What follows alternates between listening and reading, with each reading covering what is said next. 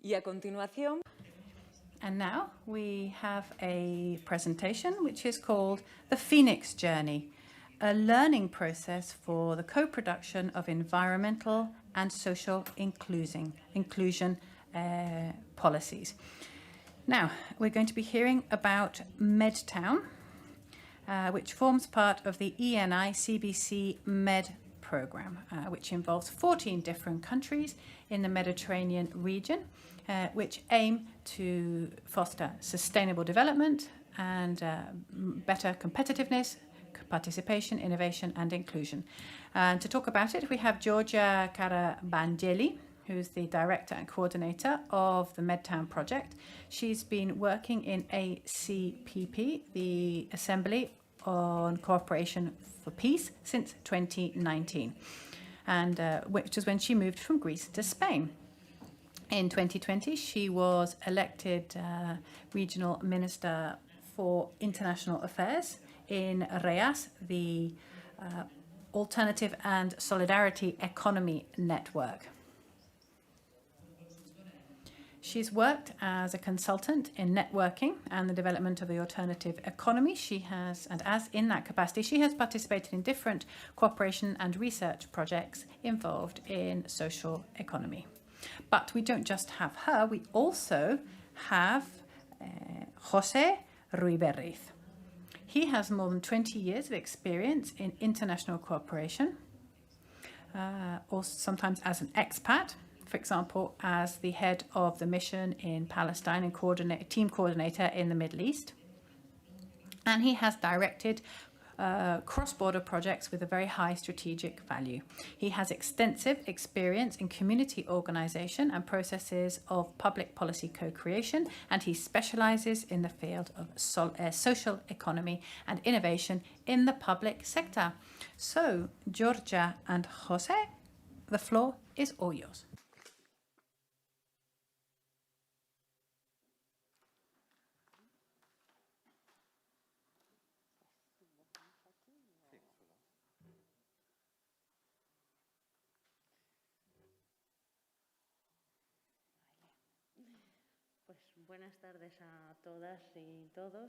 Good afternoon, everyone.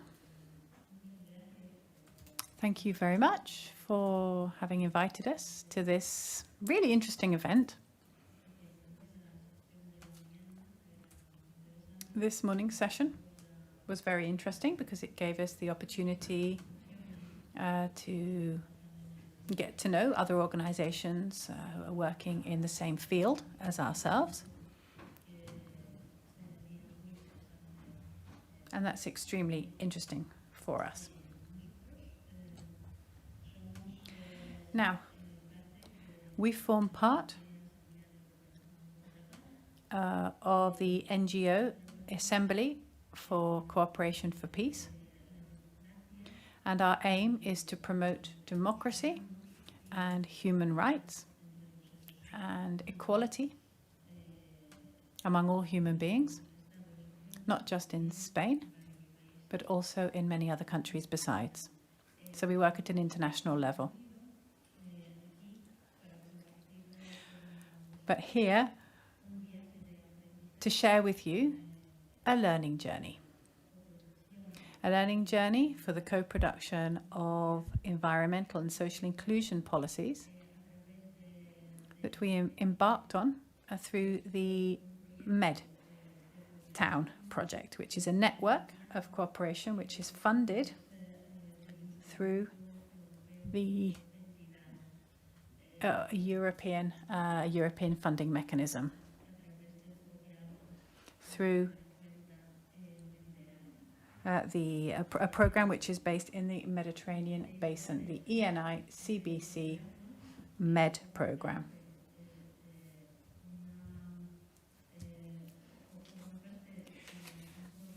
So our project forms part of an Interreg program which aims to foster interterritorial collaboration between countries in the European Union. And above all, it aims to help promote social rights in Europe. So the idea is to promote access to a decent job, access to decent job opportunities, right to social inclusion, and other rights besides. This program, as you can see, has a budget of 209 million euros. And it's funding 70 cooperation projects between the two parts of the Mediterranean, the south and the north, which means that in this program, the most interesting thing is the fact that countries who are not necessarily members of the European Union, but they are in fact participating in this project, which makes this project quite slightly different and very interesting.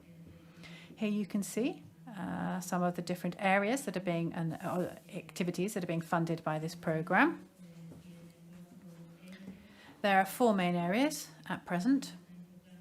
One is focused on entrepreneurship. The second one in innovation and research.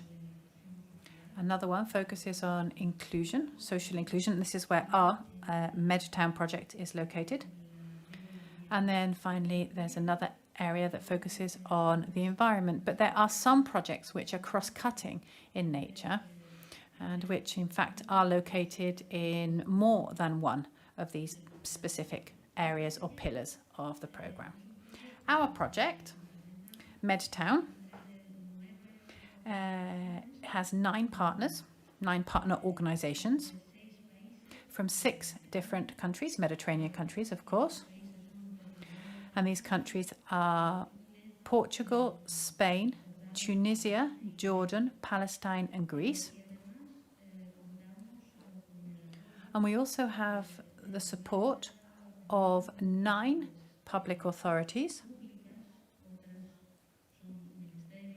Some of them are ministries, some of them are municipalities, but in each case, in all cases, they are all public authorities. They're strategic public authorities, which are fully committed to promoting the social economy and social innovation. Here you can see the list of the entities which are beneficiaries in the project.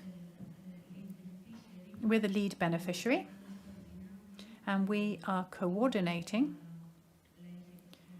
the implementation of the project in all the different countries. So we have signed the agreement with the donor. Here you can see a list of associated partners in Spain and in the other countries as well. Now, the budget is fairly large.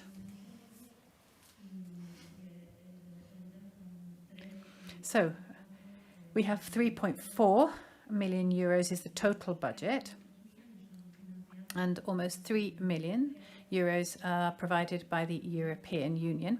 And the other 3.5%, the remaining 13.5%, of the funding is provided by the different organizations involved in the project. MedTOWN, our project, has 3 main areas of activity. The first one, and the one that perhaps interests us most today, is focused on training, the training of stakeholders working in the social economy, and also public authorities. So training to help them to collaborate and to work together to create initiatives or public policies designed to fight against poverty, to promote social inclusion, and to promote the sustainability of the environment, or to promote environmental sustainability. At the same time, another important element of our project has to do with social experimentation. And it's here that we find most of the challenges, in fact. It's actually the most interesting part as well, because it's accompanied by some research. There's a group of researchers who are working to develop a monitoring and assessment methodology of the different actions that are being carried out. And it's very interesting because through this social experimentation and the monitoring work that is carried out and the assessment work that is carried out, through all this, what we want to achieve, the outcome that we want to attain is to compile recommendations or to identify obstacles that we've come across in these demonstrative actions, so that because this will help us to spark political debate, political discussions, which eventually we hope will end up improving the regulatory framework which exists in the different countries, which will enable more social experimentation and will foster more social experimentation and more co-production, which is what we're trying to promote. So one of our main aims is to design tools for a fair transition in the Mediterranean region, and also to create alliances and partnerships with other organizations and other projects that are working in the same field.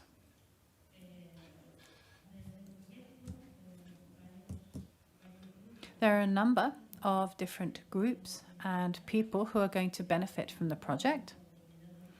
We're not just talking about the public authorities or researchers or stakeholders working in the social economy, but also citizens will benefit.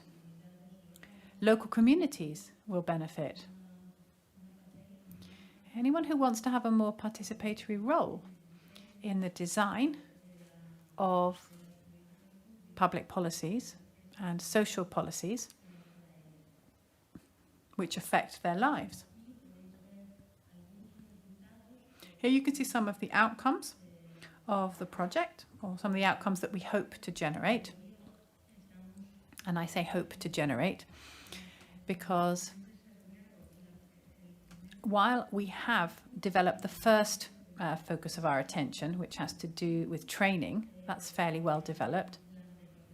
And in fact, it's number 1 there in blue. It says the training and services plan. We have done that. That's been completed. But in the long term, we hope to achieve all of these other activities.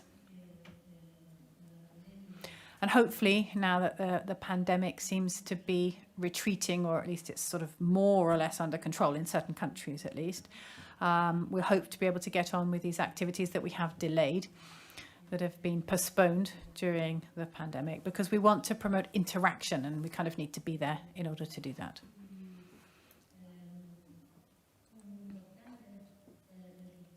And I think one important outcome is the learning community, the MedTOWN learning community about co-production. We have made headway with this learning community because we've set up a platform in which we all want to share all the knowledge and experience that we gain, not just amongst ourselves, but also with other organizations, as well as citizens, general citizens, who would like to visit the platform and to participate. So, what actually is the project? What is it that we're trying to achieve? Well, to explain that, I'm going to pass over to my colleague Jose, who is going to give you some more details about that.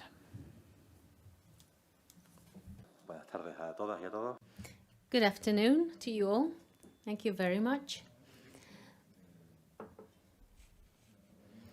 The main goal of the project, our idea as a social organization, was understanding why all the work we had carried out in terms of social intervention in a number of different contexts, we found barriers and obstacles that made it very difficult for us to change the way in which some public policies were implemented. And our conclusion was, in fact, that the different possibilities that a civil society organization has to get involved in public policies and social policies that have an impact on the citizens, direct impact, by the way, is very much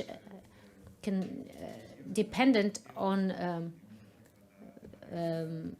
the administration or the protocols in the administration, where the administration centralizes this management of social policies and leaves a narrow space and room for citizen participation. And of course, citizen participation could help meet citizens' expectations and get citizens more actively involved. And then another model that is being fostered now is about outsourcing some policies, public policies and services. So we've got these two models that in fact perpetuate a very vertical type of reality where citizens are treated individually and then are turned in a mere customer or client of a service without taking into consideration their skills, experience, etc., which could help them make a contribution and participate, of course, in the design stage of the service itself. So if we look at this reality in the Mediterranean, we have a very isolated cases. There are many similarities in the different Mediterranean countries. We've got weak public administrations that have lost a great deal of their legitimacy and that locally have very limited powers and often very few resources in order to carry out high quality policies. So if we look at the broader context, we wondered, are there other possible models that could be based not on this vertical logic, but rather in a horizontal one that could have a multiplying impact of that would include the knowledge of the citizens in public policy making. So we looked at Northern Europe and Canada in the global north, and we realized that there was this concept of co-production that was being developed, the co-production in social policies. And so the idea there is to come up with a framework where citizens would be able to participate at all stages of public policy development and implementation. So we wanted to find out which were the different possibilities so that, for us to be able to implement such a model in the Mediterranean, this co-production model that would overcome our existing approaches. So there was one thing that was very clear to us due to our experience in our country, but also working with other associations in southern countries. The organized citizens normally lead to very deeply and very deeply transformative processes that have little to do with everything that is public, with public policy development. For instance, this morning we had the chance to participate in a seminar where different local organizations shared their experiences, like, for instance, social gardens or new currencies, local currencies, many different ways of self-organization that provide very innovative solutions that point to changes, deep changes in terms of participation and organization. So we wondered to what extent could this co-production model lead to a new stage, a new phase where the public administration could have the ability to transform itself, and in order to move from a system that can hardly manage the current existing inequalities, and so come up with deep change generating policies. That's the idea, that guarantees democracy and human rights, and of course environmental rights, let's not forget them. It's been very interesting hearing to David Boyd in his presentation, because whenever we speak about social policies and policies that are developed into local programs, we obviously talk about interventions that are aimed at vulnerable communities or poor neighborhoods. And in these spaces, we have a clear coincidence of realities. I mean, they are outskirts in large cities, whether they are in Tunisia, in Jordan, or in southern Spain. So it's in those contexts where we see the greatest environmental damage. So whenever we think about incorporating a human right and environmental right-based agenda into this co-production model, we focused on processes, on those elements that have to do with improving citizen participation. So everything I just told you about is quite abstract, but let me give you some specifics and specific examples. Our strong point is in our capability to experiment. So in our alliance with 9 organizations and institutions around the Mediterranean Sea, we're going to be launching and developing 6 different projects that will illustrate and represent best practices when it comes to social policy development. I'm not going to give you details about all 6 projects, but I will mention a few of them. For instance, in Palestine,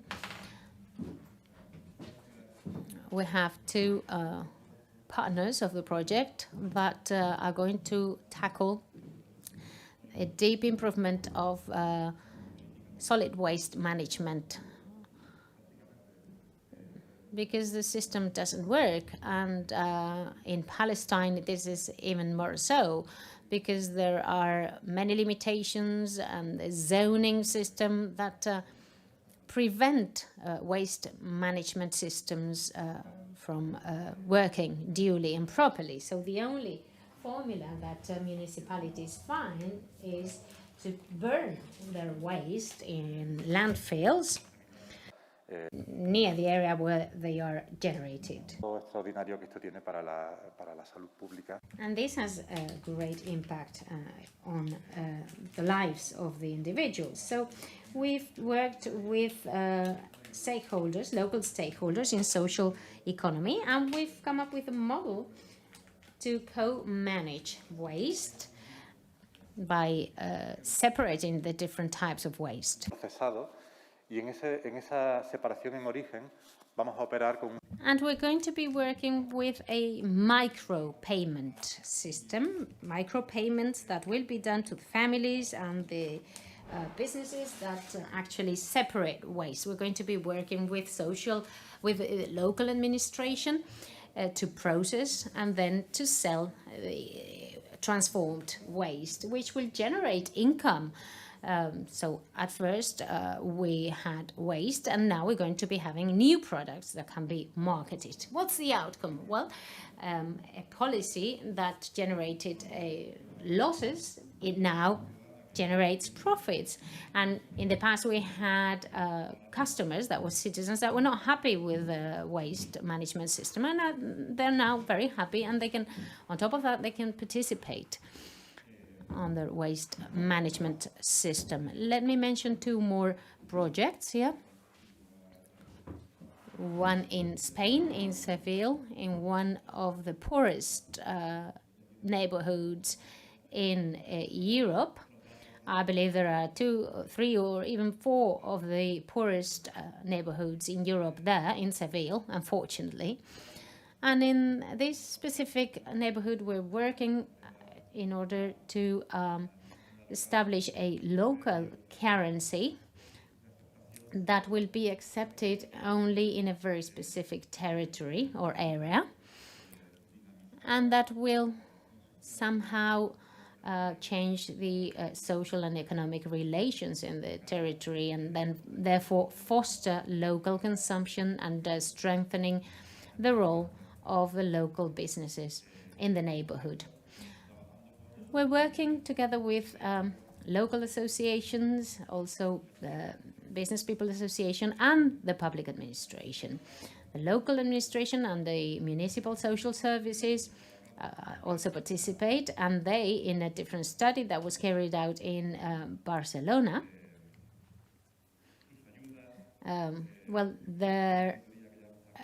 we carried out an audit of public expenditure, and we observed that in 90% of the cases, expenses didn't have an impact at a local level. So that money that came from social subsidies was benefiting individuals or companies, but had no impact at all in the recovery of the local economy. So having a local currency in this case, with a partnership of a number of different stakeholders, of course, enables us to relocate public expenditure and focus it on the local economy. And more importantly, it will be used in a way that one social support, €1 in subsidies will generate 11 to 15 euros in a number of different transactions on the territory.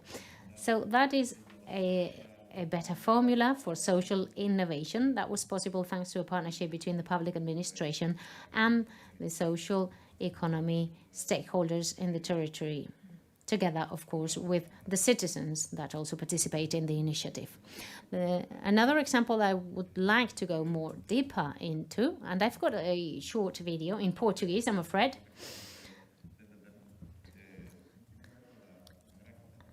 This project is closely related to the topic of the seminar, because it is about creating an edible forest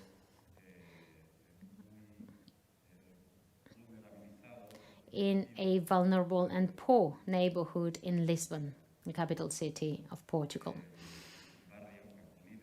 Campo Líder is the name of the neighborhood, and there a number of associations in partnership with the city council are working to transform what used to be an abandoned plot of land that is located very close to a very poor neighborhood into something else. And the plot and the maintenance work of the plot was expensive for the city council, and the idea was to transform that land into something different, where people could exchange and spend their time, and also where people could grow a number of different products that could help improve their diet. The idea being for people to participate, to be involved in the project, so that the elderly, for instance, that cannot leave their apartments easily, could participate in the project by transforming the fruit that's been grown into other byproducts. So this is a project that people are very interested in, and they're eager to participate, and this is why this is a very nice and very beautiful success story that reflects how to tackle social and environmental issues successfully with a different management model, of course, that enables us to transform deeply the relationship of the citizens with the nearest environment. I'm showing you some pictures and the video I told you about. Let's see if it works. This is a video about the neighborhood of Campo Lide in Lisbon, and it is in Portuguese. Recolhidas uma a uma, maioritariamente é reconhecer o terreno, é perceber o que é que se faz aqui, para eventualmente depois também termos atividades posteriores aqui e vivermos mais um espaço. que é aquele tijolo que é só prensado com terra Las e buenas 5% prácticas de cimento. agropecuarias se refieren al conjunto de principios, como é que normas se y faz recomendaciones Que técnicas ele é uma espécie de um entre lego, tendientes a reducir los plantas, riesgos sobre o físicos outro. como é que funciona, Precisa de y argamassa, biológicos en la precisa de producción, digamos, uma floresta procesamiento, autossustentável? Como é que nós almacenamiento podemos y estabelecer transporte de alguns productos pontos agropecuarios entre a agrofloresta para asegurar la e a inocuidad del comunidade producto, la à protección del volta, a ambiente y comunidade del escolar? personal que É trabaja espetacular. Bem, en desde la o início explotación, buscando un todo o desarrollo projeto. sostenible. Esto que estoy explicando es muy para la provincia. Nada que ver con el del vídeo. se están mezclando dos audios, ¿verdad? Y puede ser que sea la fuente aquí, ¿verdad? Que haya alguna cosa.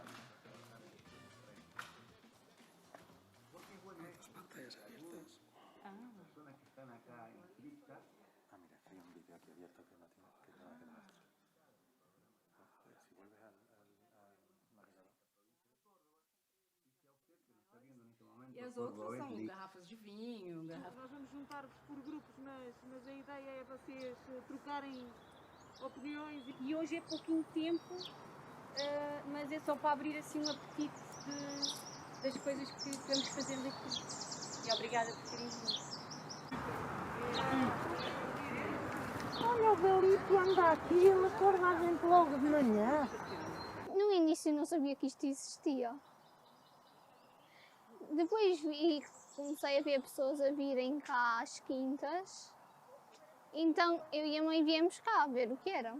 E desde aí comecei a cortar, ou a semear, ou a regar. Depois fiz boquetes, estou a gostar muito. Estes buquês têm sido assim, já assim, um símbolo daqui da agrofloresta, porque a Isaura, grande impulsionadora, e algumas de outras crianças que vêm cá e que fazem os buquês e que vão entregar aos vizinhos, distribuem. A agrofloresta é um espaço que se pretende que seja para as pessoas. É feito com as pessoas e para que toda a gente possa usufruir dele. Daí organizarmos aqui cursos, organizarmos encontros, as pessoas podem vir aprender, podem vir conviver e acabar por perceber que os espaços verdes podem ter um interesse muito maior do que ser apenas um relevado sem vida. Aqui produzimos comida e produzimos relações entre os vizinhos.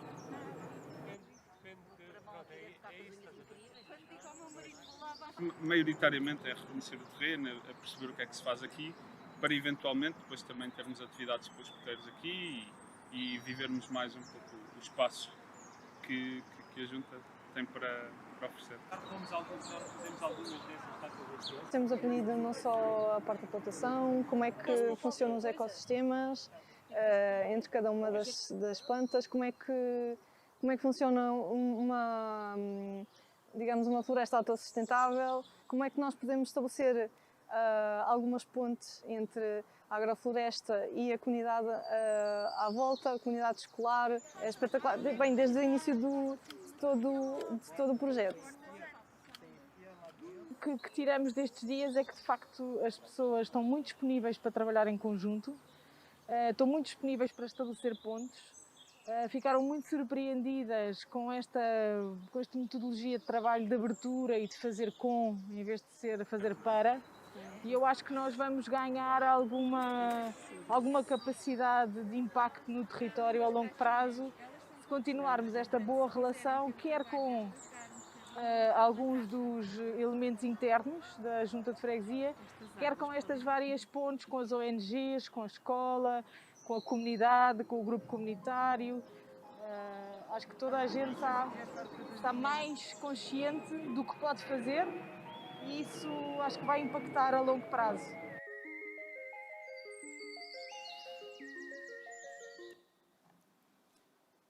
Bueno, creo que se entendía razonablemente bien, ¿no?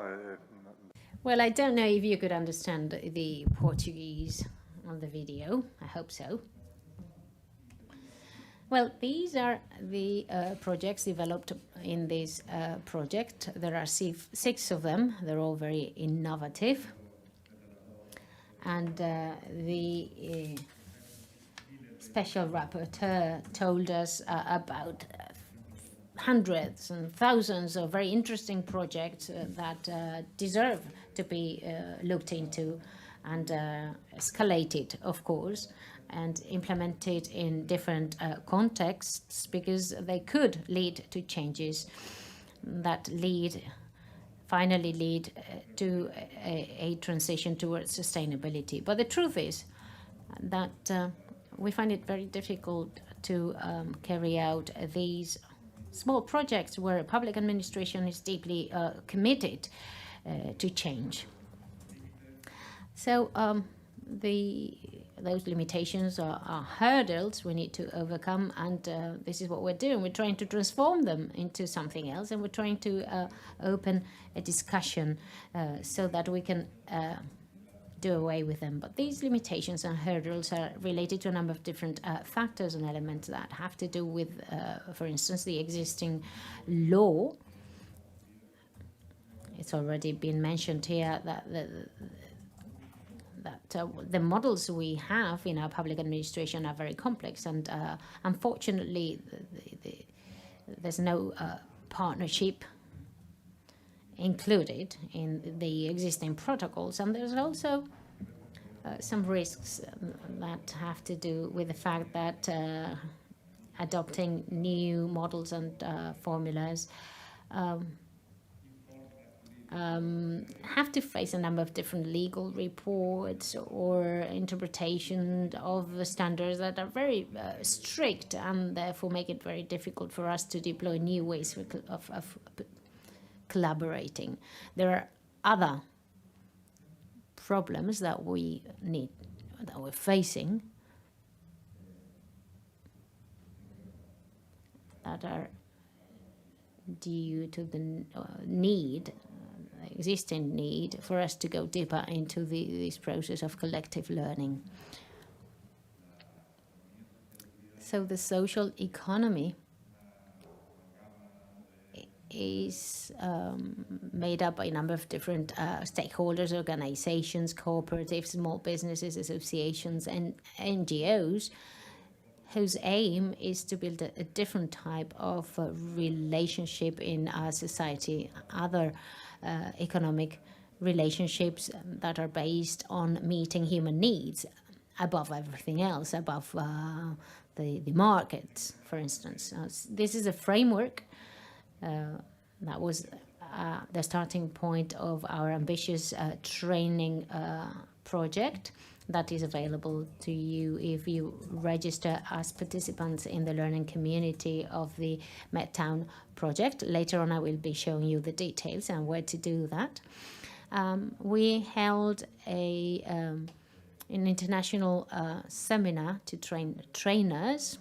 That was in October 2020. Unfortunately, had to be held online, but that was the only way for us to invite experts from all 6 countries to participate, and so that all the partners could have their representatives participating in the seminars in order to start new training processes that are aimed at the co-creation of social policies. So in order to design our project, we have used a Phoenician imaginary. As you see, that we have chosen the phoenix, which is a wonderful bird that lives forever, because every time it reaches the end of its life, it burns and it is reborn from its own flames and ashes. So those fire birds are the ones that inspired us in this training process. Our team of trainers have created an international network called Transition Movement. They suggested a 5-step training process.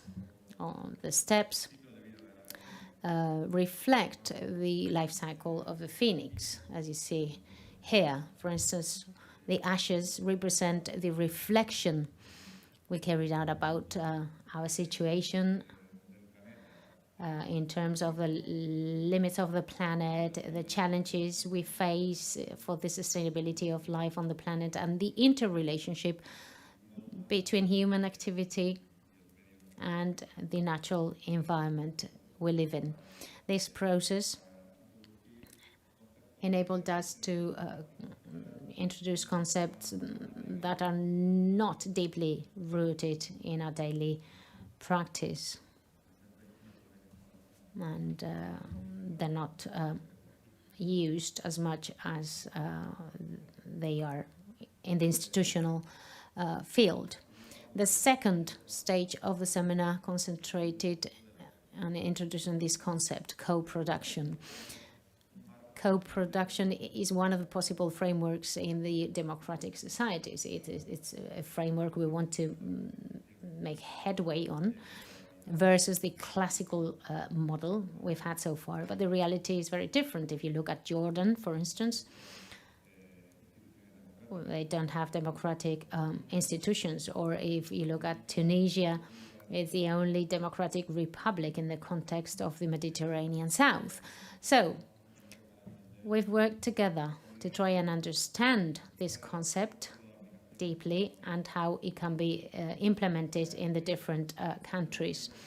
We were surprised to realize that there were many partnerships between public administrations and citizens. Sometimes they're more formal and sometimes maybe more informal. But the fact is that all these processes help us make headway in terms of democratic value implementation. The third element is about rethinking ourselves. We need to look at ourselves as members of the social economy, but we need to look at the social economy as a movement, right? Given the nature of our objectives, we want to have an impact on human relations, and social relations and economic relations from the perspective of sustainability and economic democracy. So we are all part of the same international movement that is social economy. Then the next stage would be spreading our wings and thinking about the best possible strategies to build participatory processes that will be successful and that can generate a critical mass that will help us to prove that what we are defending, which is the introduction of systemic changes in public policies, this needs to be backed by success stories. In that sense, our last session was devoted to looking at a number of different experimental projects that were playing a key role in the different countries. So we identified the best practices and the best strategies here, so that when we were going to be starting our 6 pilot studies, we could have a higher success rate. And so this is the phoenix flying again. This process has been replicated in all 6 countries.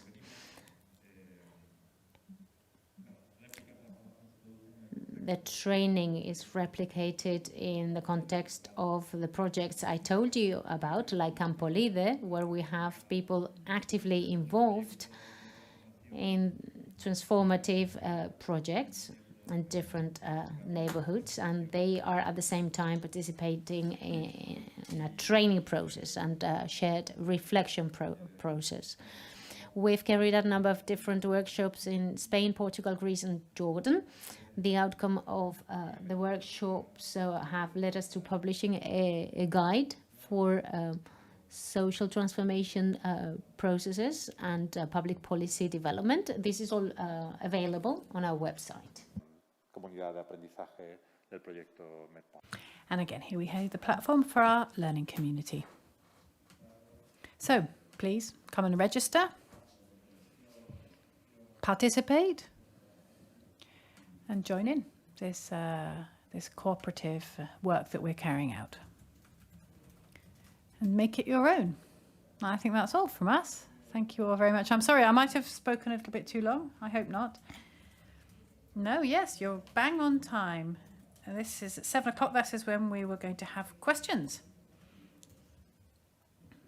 I'll just stay here just in case if there's no questions, but I'm sure there'll be lots of questions. Now, are there any questions from the floor? I think we need to use the microphone because of the interpreting and because of the streaming. Thank you very much to both of you for your presentation. Now, I've just, I don't know, got a couple of doubts that perhaps you could clarify for me. Now, the experiences that you've told us about are they're very different geographically, socially. I'm sure there's lots of different situations and cases involved as well. But in Lisbon and Seville particularly, how was the process of making initial contact? I mean, what are you talking about? Did you just come into projects that existed already? Was there some kind of activism already in place? Or was it just a case of identifying needs and coming up with a new project? Can you just tell us the process you followed when setting up the projects? And then I understood that it's a kind of a meeting point between public administrations and the people involved in the projects, etc. My question is, have you come across any reluctance against institutionalizing existing movements or existing activities or initiatives? Because I can think of some initiatives here, and there's always this sort of an ambivalent attitude. They want the help of the institutions, but they don't want to become institutionalized. So I don't know if you had any problems in that sense. I know it's a very broad question. I do apologize.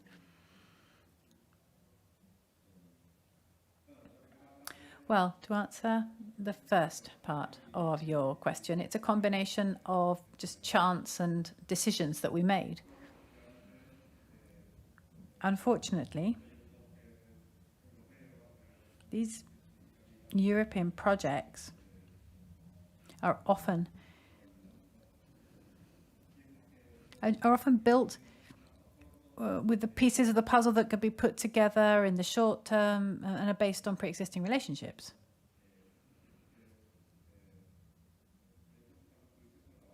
And it's true that the project was based on the idea of supporting emerging initiatives that we were aware of and that were being led by different organizations.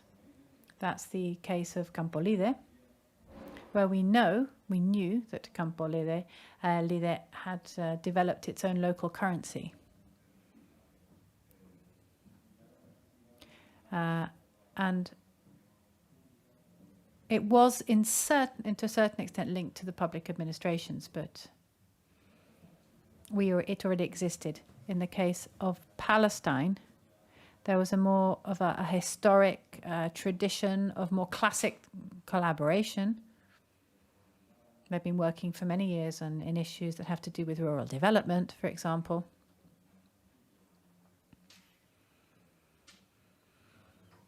And this tradition was very strong in the small municipalities where we work. And in the case of Seville, some of the people who were working with our assembly had experience with an initiative linked to a specific neighbourhood, which is in the centre of Seville, not the one we showed, in the old quarter of Seville, and they have a local climate currency there. Now, social currency is a universal concept, of course.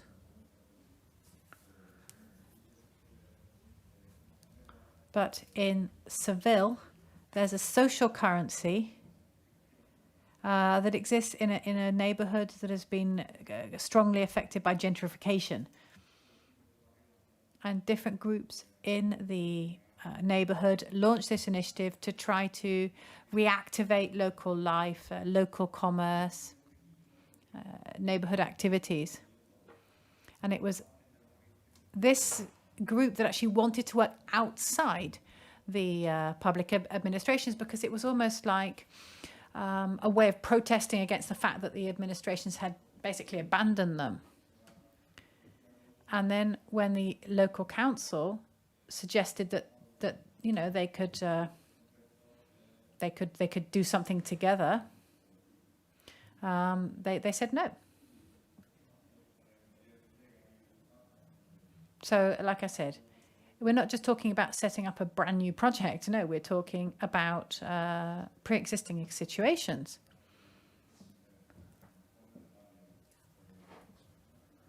We have all sorts of different projects that have to do with local schools, other activities in the neighbourhood.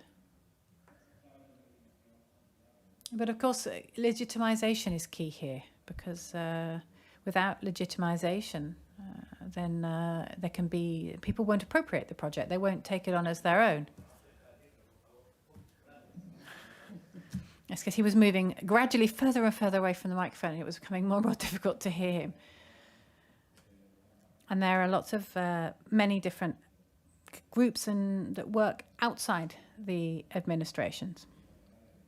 And there are real cases of real utopias sometimes, where there are people who just produce what they need, they're completely sustainable, and they're often very reluctant to actually start working with the administration. And they're right. I mean, you can totally understand that attitude, because that there are a lot of problems involved in it. So the emphasis of the project was to rethink the way in which the relationship was going to be established. So when we have an innovative project, the pressure that it comes under, this is something that we've been exploring. And the different conditions which are imposed by politics and the time constraints and electoral concerns, etc. So this was a major concern in Campo Líder. There were elections coming up, and of course this does influence. We didn't realize at the beginning. And we really had to work hard to maintain the enthusiastic support that we had initially from the administration. Thank you very much. Are there any other questions? From YouTube, there's a question. It says, do you use the curricular model for the training processes you carry out within the project? Well, I think we base our training processes on the nature of the stakeholders themselves. They're more informal in nature. We've adapted them to the stakeholders. We base our work on the transfer of experiences, sort of mutual learning, real contact, although also virtual sessions as well were held, in which we share experiences, resources, to have this sort of shared process of learning. That's the most important thing. That's what we prioritize. Because the profile of the entities and the organizations, the associations that are involved and that come to attend the training sessions is a very practical profile. They're people who are there, they're practitioners, they're involved in different types of projects. They don't necessarily come from the academic world. And there's something else that's very important, is that we have developed training material, and that each local trainer was then totally free to adapt it to his or her own context. And this was really at the heart of what we call these demonstrative actions that were carried out in the different countries. To participate in the training sessions, participation in the training sessions was completely open. Initially, we launch an open call and we invite everyone. And then we select certain participants because of the COVID pandemic. We couldn't. There was a limit to the number of participants that could actually be there physically. But if you do something online, you can have a lot of participants. That's true. But the problem is that it's a very interactive type of training that we provide. And so we have to, divide them all up into groups and work on it like that. You can't, if you want to do that, you can't have 100 people, for example, in the training session. But for those who aren't chosen, who aren't able to participate, we don't forget about them. Once the training session has been completed, all access is offered to everyone freely. Access to the material that's used is free to everyone. Another question from YouTube. What's the name of the international organization that you linked in to the teacher training or the trainer program? It's called the Red de Transición, the Transition Network. That's the name of the international organization. Does anybody else have any other questions? Now, you were talking about freedom of speech in relation to the environment. How do you work on that particular issue? That was something that really struck me. We're talking about how to reach out to citizens, how to really get the message across. How do you work on this whole idea of freedom of speech? Well, in the example of Campo Líder is perhaps the most representative, as well as the case of Palestine. Although all the projects in MedTOWN have a direct or indirect impact on this, the right to political participation